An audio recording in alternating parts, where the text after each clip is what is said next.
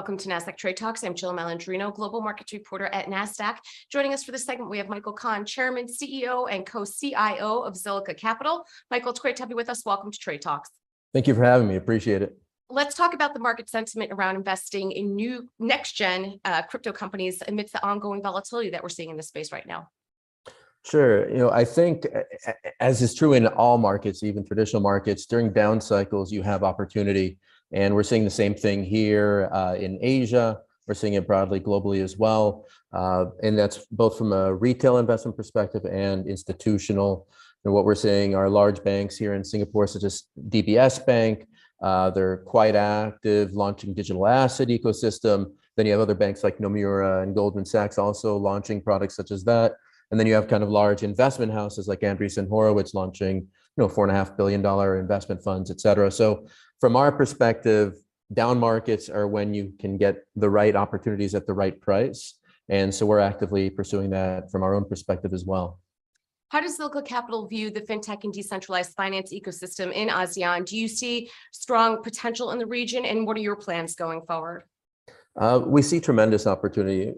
Sitting in Singapore, you kind of got a bird's eye view of all of ASEAN, and also that extends to Southeast Asia and India. So for us in the region, we have a big opportunity, we think, with unbanked and underbanked. So if you look specifically towards India, depending on the numbers, you could have 60, 70, 80% of people falling into those two broad categories. So we're actively investing in the space. We recently came into a Series B round for a company called JAR alongside Tiger Global.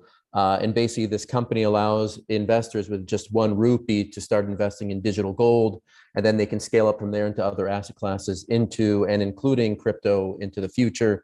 And then use their digital gold for collateralized credit cards, et cetera. So it's really about kind of opening up access points to people. And we are big believers in financial inclusion. And that's kind of a big ethos for us across our investing landscape.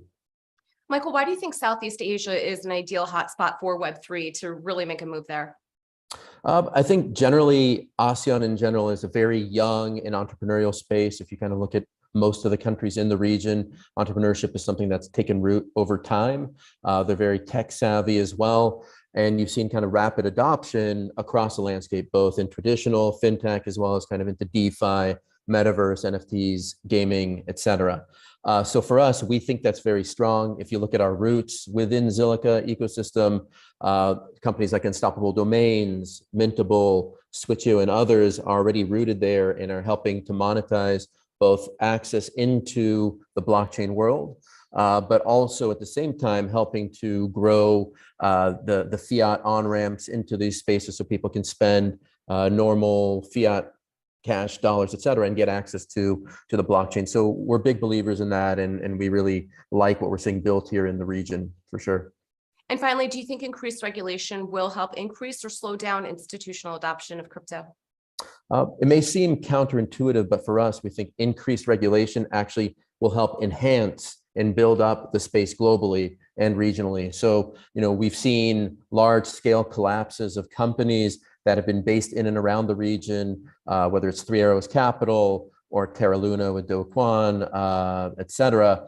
And we think these will get regulation that'll effectively frame the sandbox. And we think once you have a well-defined sandbox, it makes it a lot easier to build and grow without having to look over your shoulder. And at the same time, protections for retail investors that come through regulation, I think will help to foster confidence that whatever's being built is trustworthy and becomes just another leg of the investing stool from a retail investor, from a diversified portfolio perspective, and of course, from an institutional investment perspective for people that want to build from the large banks and the larger tech companies as well. All right, Michael, appreciate the insight. Thanks for joining us on Trade Talks. I'm Jill Malandrino, Global Markets Reporter at Nasdaq. Thank you. Take care. Appreciate it.